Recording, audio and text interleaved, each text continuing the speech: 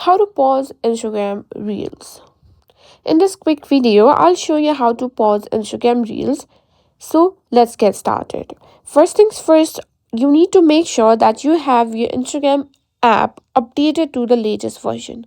Simply search for Instagram app on your Google Play Store or App Store. And if there's an update available, simply update it. Now simply open your Instagram app.